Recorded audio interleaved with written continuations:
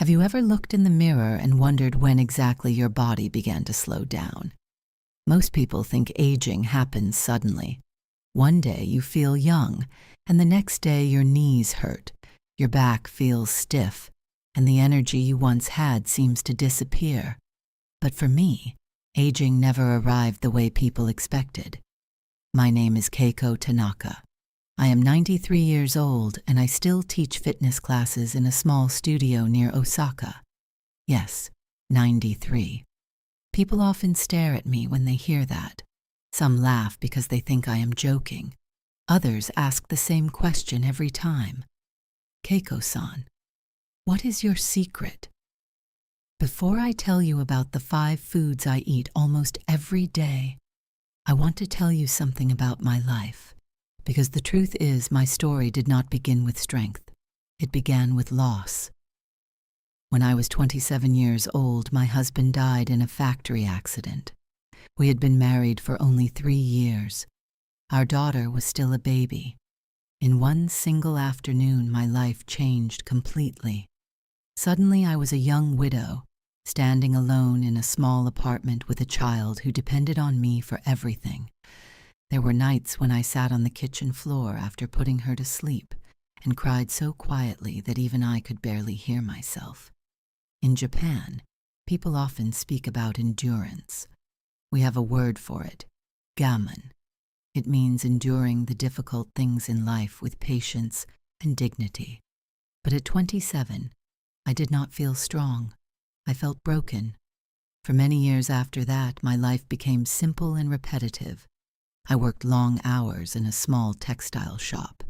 I woke up early, prepared breakfast for my daughter, and tried to keep moving forward. Exercise was not part of my life then. Survival was. But something interesting happened as the years passed.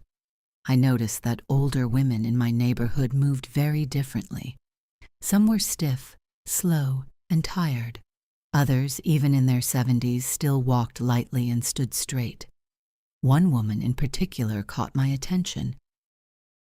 She was 78 years old, and every morning she stretched in the park. Her movements were slow but graceful. One day I asked her why she did it. She smiled and said something that changed my life. "Keiko," she told me, "the body is like a garden. If you stop caring for it, it quietly disappears." Those words stayed with me. I began waking up a little earlier each morning to stretch with her in the park. At first, my body protested. My muscles were tight and weak from years of long workdays. But slowly something changed. My body began to wake up again. By the time I reached 60, I had become the woman who led stretching exercises in the park. By 70, I started teaching simple fitness classes to older women. And by 90, I was still doing it. People think the secret must be something extraordinary. But in truth, my life changed because of 2 simple habits. I kept moving my body every day, and I ate very simple foods that supported my strength. There are 5 foods that have stayed in my diet for decades. Foods that helped keep my muscles strong, my mind clear, and my energy steady even as the years passed. The first one may surprise you. It is something many Japanese people eat almost every morning, and I believe it may be one of the reasons our country has so many people living long, active lives. When I tell my students about this food, I always say the same thing. If you want to stay young, start with what you put on your plate. The first food I eat almost every morning is something that many people outside Japan find a little unusual: natto. If you have never seen natto before, it might surprise you. It's fermented soybeans, sticky, strong-smelling, and not exactly beautiful to look at. When I was a young woman, I didn't like it very much either. But my grandmother used to tell me something when she served it at breakfast. She would say, "Food that smells strong often makes the body strong too." At the time, I thought she was just trying to convince a stubborn child to eat her breakfast. But now, at 93 years old, I understand what she meant. Natto is full of protein, which helps keep muscles strong as we age. When people grow older, they often lose muscle mass without realizing it. The body becomes weaker, little by little. Protein slows that process, but natto also contains something very special, vitamin K2, which supports bone health and circulation. Strong bones are very important when you reach your 80s and 90s. I have seen many friends fall once, and after that fall, their bodies never recover completely. For me, staying strong was not about lifting heavy weights. It was about giving my body the nutrition it needed every day. Even now, my breakfast is very simple: a small bowl of rice, a bowl of natto, green tea, nothing fancy. I remember when I first began teaching exercise classes in my 70s, many of the women who joined were afraid, not of the exercise itself, but of aging. They believed their bodies were already too old to change. One woman in particular stayed in my memory. Her name was Yumi. She was 74 years old and had lost her husband a year before joining my class. The sadness in her eyes reminded me of my younger self after my own husband died. At first, she barely moved during the exercises. Her shoulders stayed tight, her posture curved forward, but she kept coming. Every week. After class, we sometimes shared tea together. One morning, she asked me something quietly. "Keiko-san, do you think someone my age can become strong again?" I looked at her and smiled. "Your body still listens," I told her. "You just have to speak to it every day." 6 months later, she stood taller. Her steps were lighter, and one morning she laughed in the middle of class, for no reason at all. That was the moment I realized something important. Strength does not belong only to the young. It belongs to anyone who continues to care for their body. Natto is the first food that helped me maintain that strength. But the second food I eat almost every day is something even simpler. It grows from the ocean that surrounds Japan, and my mother used to say that if you eat it regularly, your body will age much slower than the calendar says. The second food that has stayed in my life for many decades comes from the sea. In Japan, we eat it almost every day, but when I traveled once to Europe many years ago, I noticed many people had never tried it. I am talking about seaweed. Wakame, nori, kombu. These simple ocean plants appear in many Japanese meals, sometimes in soup, sometimes wrapped around rice, sometimes just served as a small side dish. When I was a child, my mother always placed a bowl of miso soup with wakame on the breakfast table. Even when money was tight, we still had soup, rice, soup, maybe a little fish if we were lucky. That was our morning. At the time, I didn't think much about it. It was just what everyone ate. But as I grew older and began paying attention to my health, I realized that these small traditional foods carried incredible nourishment. Seaweed contains minerals that are very important for the body: iodine for the thyroid, calcium for bones, magnesium for muscles. As we age, the body becomes more sensitive to nutrient shortages.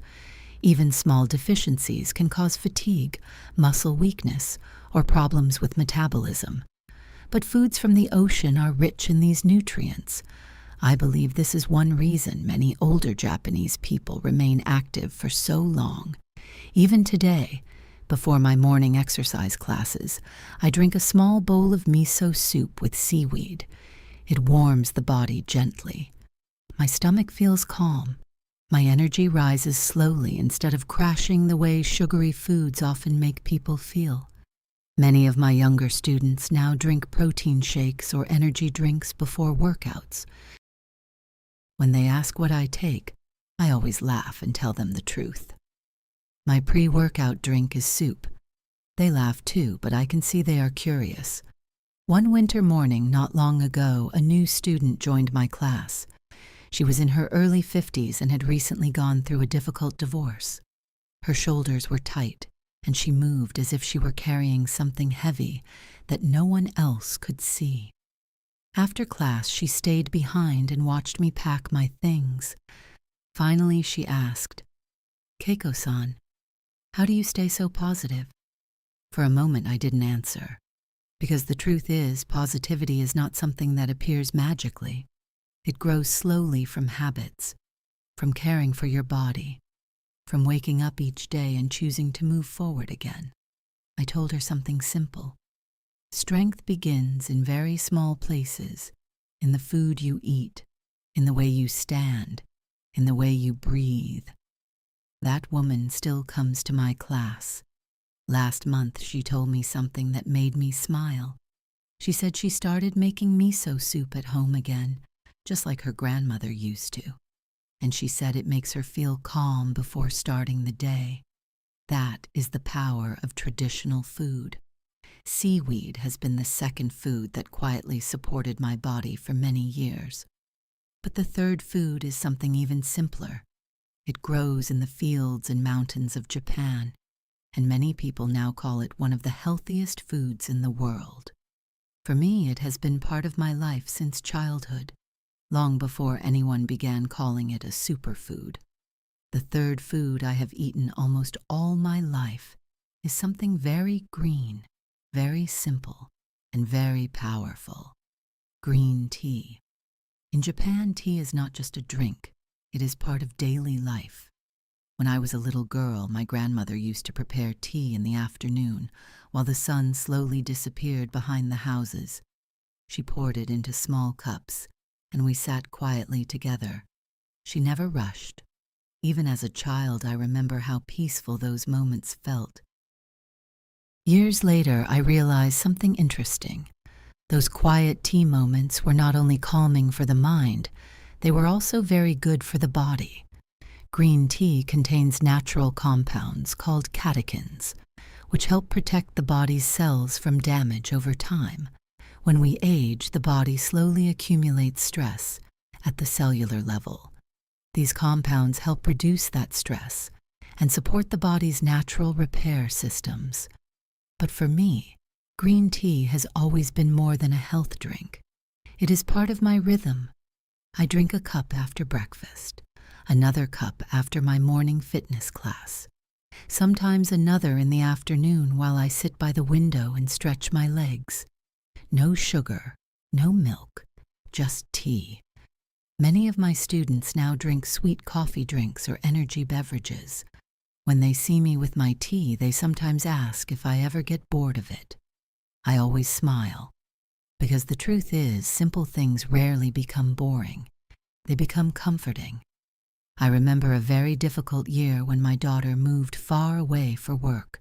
She had grown up, built her own life, and suddenly the house that had once been full of noise became very quiet.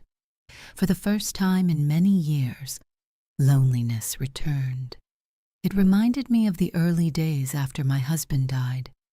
One evening I sat by the window with a cup of tea, watching people walk past the street outside.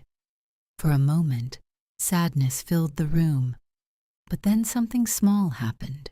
A neighbor walking her dog waved at me through the window. It was such a simple gesture, but it reminded me that life continues moving, even when we feel alone. That evening, I decided something important. Instead of closing myself off from the world, I would keep sharing movement and health with others. The next week, I added 2 new classes at the studio. More people came. More laughter filled the room. And slowly, the loneliness disappeared again. Green tea has been my third daily food, supporting my body and calming my mind. But the fourth food I eat almost every day is something that gives me strength in a different way. It helps keep my muscles strong, my skin healthy, and my energy steady even after long days of teaching. And the interesting thing is, many people think they need expensive supplements to get it, when in reality, it has been part of the Japanese kitchen for hundreds of years. The fourth food I have eaten for most of my life is something very humble. It does not look special. It is soft, pale, and often sits quietly on the plate beside other foods. But for me, it has been one of the greatest sources of strength. Tofu. When people visit Japan for the first time, they sometimes think tofu is boring. They expect strong flavors or heavy meals, but tofu is gentle. It absorbs the taste of whatever it is cooked with: soy sauce, vegetables, soup broth. My mother used to prepare tofu in many ways. Sometimes it was placed in miso soup, sometimes lightly grilled with vegetables, sometimes simply served cold with a little soy sauce and green onions. As a child, I never realized how important it was. But tofu is rich in plant protein, and protein is essential for maintaining muscle as we age. Muscle is what allows us to stand up from a chair easily. It keeps our balance steady. It protects our joints and bones. Many people believe weakness in old age is unavoidable, but I have seen something very different in my fitness classes. Older adults who continue eating enough protein and moving their bodies regularly remain strong far longer than expected. At 93, I still demonstrate many of the exercises in my class, not fast like the younger instructors, but steady. My students often tell me that they feel encouraged when they see me move. One afternoon after class, a younger woman approached me with tears in her eyes. She told me she had been diagnosed with a serious illness the year before. During treatment, she lost strength and confidence in her body. When she first joined my class, she said she felt fragile. But after months of gentle exercise and simple, healthy food, she began to feel something return: hope. That word stayed with me for a long time, because hope is not only emotional. Sometimes hope comes from the body itself. When you nourish it properly and allow it to move again, the body begins to respond. Tofu has been part of that nourishment for me. It provides strength without heaviness. It supports muscles without overloading the body with unhealthy fats. Even now, after teaching a class, I often prepare a simple lunch: a small bowl of rice, vegetables, a portion of tofu. It is enough. People often ask if I ever wish I had eaten more exciting foods, but honestly, I do not, because the body does not need excitement. It needs consistency. The fourth food, tofu, has supported my strength for decades, but the fifth food I eat regularly may be the simplest of all. It grows quietly in Japanese fields, and many people overlook it completely. Yet this humble food has been one of the greatest allies for long life in our culture. And my grandmother used to say that if you eat it often, your body will thank you when you reach old age. The fifth food that has quietly supported my life for many decades is something many people overlook: sweet potatoes. In Japan, especially when I was growing up, sweet potatoes were everywhere. They were simple, inexpensive, and filling.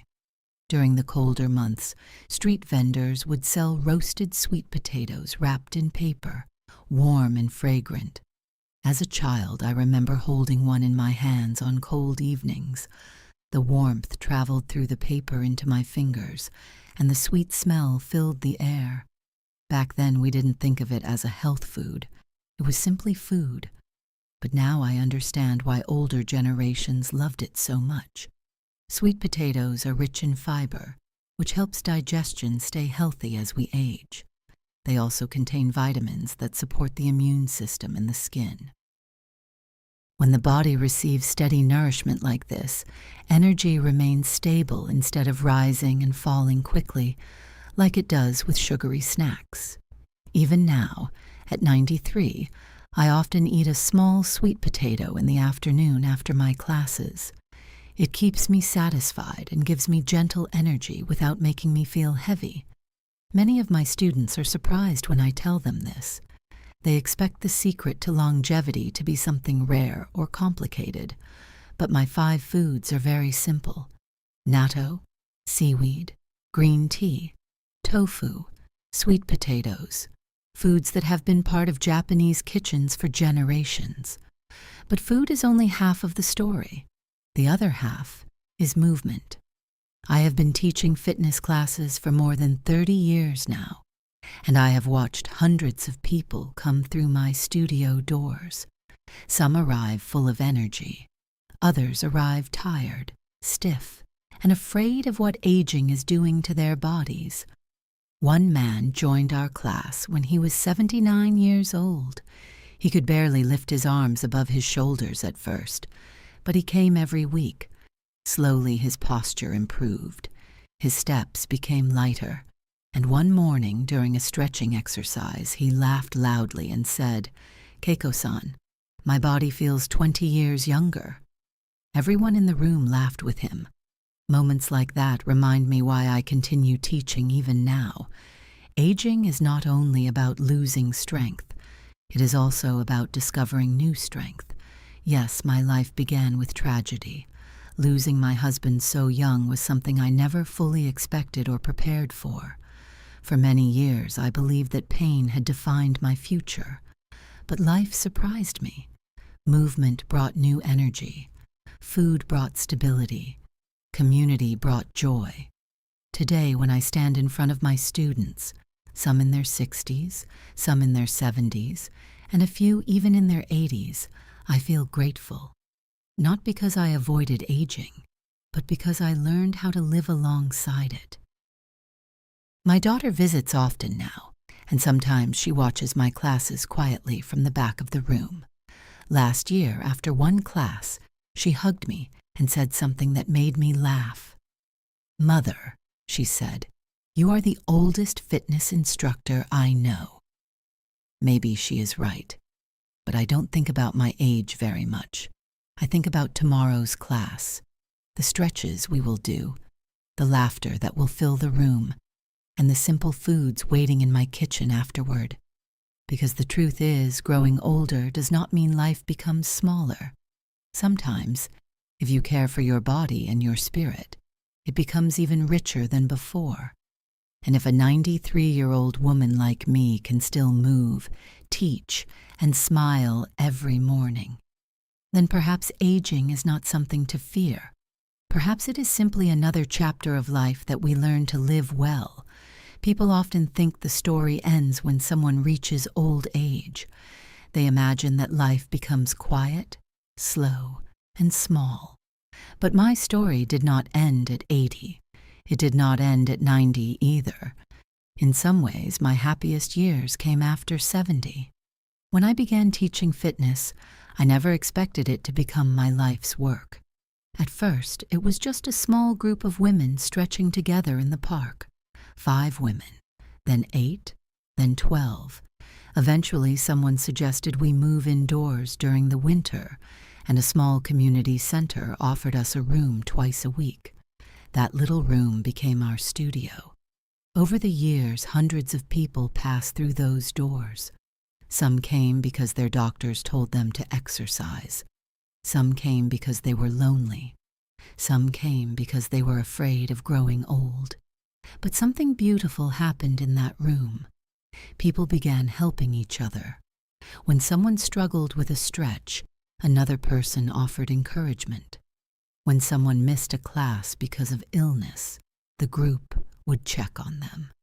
Slowly, the studio became something more than a place for exercise. It became a community. And that community gave me something I never expected after the tragedy of my youth: a second life. Last year, when I turned 93, my students surprised me. After class, they asked me to stay for tea. When I returned from changing my shoes, the entire room was decorated with small paper cranes and flowers. There was a cake on the table. 93 candles would have been too many, so they placed just one large candle in the center. Everyone began laughing and clapping. For a moment, I stood there speechless. Then one of my oldest students, a woman who is 86, stepped forward and said something I will never forget. She said, "Keiko-sensei, You didn't just teach us exercises, you taught us how to live. Those words stayed with me long after the candles were blown out, because the truth is, I never set out to teach people how to live. I simply shared what helped me survive. Simple food, daily movement, patience with the body, and kindness toward others. When I return home after class, my routine is still the same. I prepare tea. I eat simple food. Sometimes I stretch quietly by the window while the sun goes down. My daughter calls often now, and my grandchildren visit when they can. They laugh when they see me demonstrating exercises in the living room. But they also tell their friends proudly, "Our grandmother is still a fitness instructor." And that makes me smile, because life did not end with tragedy.